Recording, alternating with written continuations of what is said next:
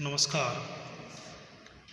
आज हम बीएड प्रथम वर्ष third paper learning and teaching अधिगम और शिक्षण विषय के अंतर्गत बुद्धि के सिद्धांत का अध्ययन करेंगे। कल के व्याख्यान के अंतर्गत हमने कुछ बुद्धि सिद्धांतों का अध्ययन किया। उसी क्रम को आगे बढ़ाते हुए आज हम जानते हैं समूह कारक सिद्धांत, ग्रुप फैक्टर थ्योरी। शिकागो विश्वविद्यालय के प्रोफेसर थर्स्टन और कैली ने कहा है कि बुद्धि कुछ मानसिक योग्यताओं से बनी है। कैली ने बुद्धि के निर्माण में 9 मानसिक योग्यताओं का उल्लेख किया, जिसमें सामाजिक योग्यता सोशल एबिलिटी, वाचिक योग्यता वर्बल एबिलिटी, सांख्यिकी योग्यता न्यूमेरिकल एबिलिटी, क्रियात्मक योग्यता मोटर एबिलिटी, शारीरिक योग्यता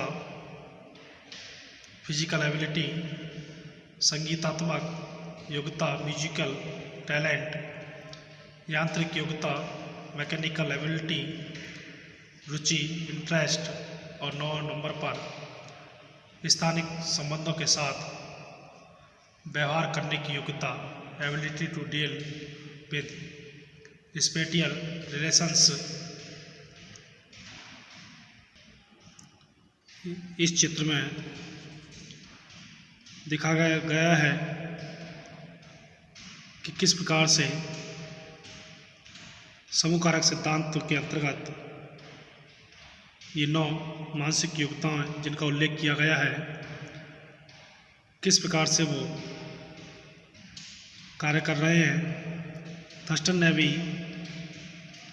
विभिन्न प्रकार के मनोवैज्ञानिक परीक्षणों के बाद यह निष्कर्ष निकाला कि बुद्धि में 7 मानसिक प्राथमिक योग्यताएं प्राइमरी मेंटल एबिलिटीज होती हैं, जिसके अंतर्गत सांख्यिकी योग्यता, नंबर एबिलिटी और एन, शाब्दिक योग्यता वर्बल एबिलिटी, जिसको बी से प्रदर्शित किया गया है, और बी स्थान संबंधी योग्यता स्पेटियल एबिलिटी, और एस शब्द प्रभाव योग्यता वर्ड फ्लुएंसी एबिलिटी, और डब्ल्यू वाचिक या तार्किक योग्यता रीजनिंग एबिलिटी, जिसको आर से प्रदर्शित किया गया, स्मृति संबंधी योग्यता मेमोरी एबिलिटी, और एम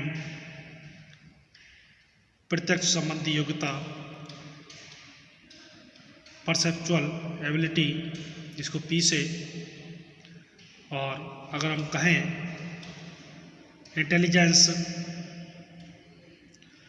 बराबर N plus B plus S plus W plus R plus M plus P, जिसमें अगर हम कहें तो number ability verbal spatial word fluency reasoning memory and perceptual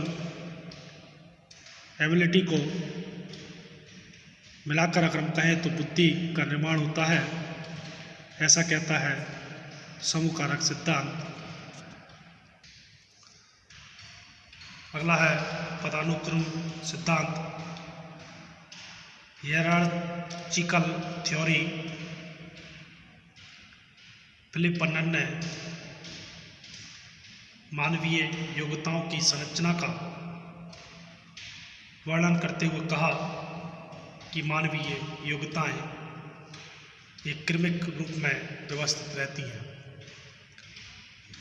इस क्रमबद्ध व्यवस्था में क्रमशः सामान्य कारक जनरल फैक्टर, मुख्य समूह कारक मेजर ग्रुप फैक्टर्स, लघु समूह कारक माइनर ग्रुप फैक्टर्स और विशिष्ट कारक स्पेसिफिक फैक्टर्स होते हैं।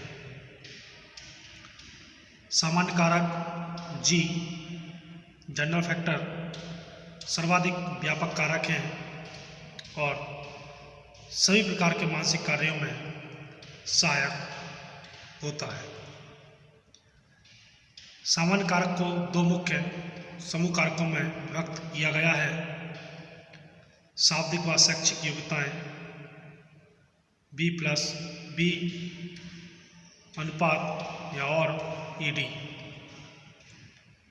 गतिक व यांत्रिकी योग्यताएं K और M मैकेनिकल। इन दोनों मुख्य समूह कारकों को पुनः शाब्दिक, आंकिक, यांत्रिक सूचना और प्रयोगात्मक स्थानिक जैसे लघु कारकों में बांटा जा सकता है। लघु कारकों को विशिष्ट मानसिक कार्यों से संबंधित अनेक विशिष्ट कारकों के रूप में विभक्त किया जा सकता है। निसंदेह ये विशिष्ट कारक स्पिरमैन के एस कारक के समतुल्य माने जा सकते हैं। कैटल ने सन 1963 में द्रवीकृत बुद्धि, फ्लूइड इंटेलिजेंस और घनीकृत बुद्धि, क्रिस्टलाइज्ड इंटेलिजेंस में अंतर करते हुए कहा कि द्रवीकृत बुद्धि मुख्यतः व्यक्ति की आनुवांशिकता से निर्धारित होता है, जबकि घनीकृत बुद्धि का प्रत्यय काफ़ी सीमा तक वर्नर के ED और KM के समकक्ष ही है। वर्नर का B+ED मुख्य समूह कारक कैटल के घनीकृत बुद्धि के और KM मुख्य कारक द्रवीकृत बुद्धि के समान है, जिसको हम एक चित्र के जरिए या उसकी सहायता से भी समझ सकते हैं। ये पदानुक्रम सिद्धांत का, जिसमें चित्र के जरिए हम समझ सकते हैं कि सामान्य कारक जनरल फैक्टर जिसको G से प्रदर्शित किया गया और मुख्य समूह कारक जिसको वर्बल शैक्षिक इससे और दूसरा प्रयोगात्मक या यांत्रिक प्रैक्टिकल मैकेनिकल से दिया गया। और इनको अगर देखा जाए तो फिर चार चार रूपों में बांटा गया है और फिर इसके बाद में स्पेसिफिक फैक्टर्स के रूप में इसको बांटा गए हैं। तो ये था पदानुक्रम सिद्धांत। अगला सिद्धांत है त्रिआयाम सिद्धांत, 3 डायमेंशनल थ्योरी। इस सिद्धांत के प्रतिपादक J.P. गिलफोर्ड है। उन्होंने अपने परीक्षणों द्वारा यह प्रतिपादित करने की चेष्टा की है कि व्यक्ति की किसी भी मानसिक प्रक्रिया या बौद्धिक कार्य को 3 आधारभूत आयामों बेसिक डायमेंशंस में बांटा जा सकता है, जिसको सक्रिय ऑपरेशन, सूचना सामग्री या विषय वस्तु कंटेंट और उत्पाद प्रोडक्ट्स के रूप में हम त्रिआयाम सिद्धांत का अध्ययन J.P. गिलफोर्ड ने किया, जिसमें सक्रिय आयाम ऑपरेशंस का अर्थ है वह मानसिक चेष्टा, तत्परता और कार्यशीलता से होता है जिसकी मदद से व्यक्ति किसी भी सूचना सामग्री या विषय वस्तु को अपने चिंतन और मनन का विषय बनाते हैं, या दूसरे शब्दों में इस चिंतन या मनन का प्रयोग करते हुए अपनी बुद्धि को काम में लाने का प्रयास कहा जा सकता है। व्यक्ति जिस रूप में चिंतन या मनन करता है अथवा चिंतन या मनन करने के लिए जिस प्रकार की विषय वस्तु या सूचना सामग्री की सहायता लेता है, उसे दूसरा आधारभूत आयाम विषय वस्तु कहा जा सकता है, जिसमें चित्र में भी हम देख रहे हैं कि विषय वस्तु जिसमें कंटेंट है चित्रात्मक, सांकेतिक, सिंबॉलिक, शाब्दिक, सिमेटिक और व्यवहारिक बिहेवियर, वहीं सक्रियताएं,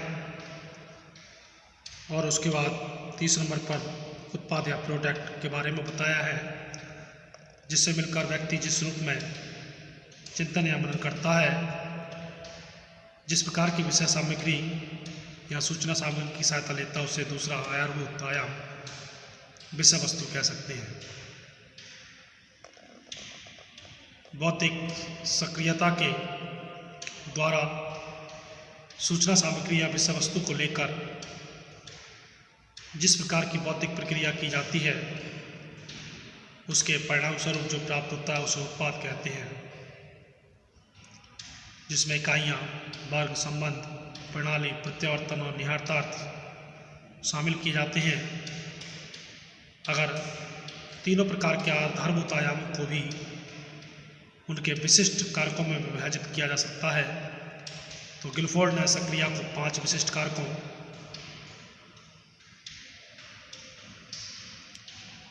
वहीं विषय वस्तु को 4 और उत्पाद को 6 विशिष्ट कारकों में बांटने का प्रयास किया है, और इन विशिष्ट कारकों की अंतःक्रिया के माध्यम से बुद्धि में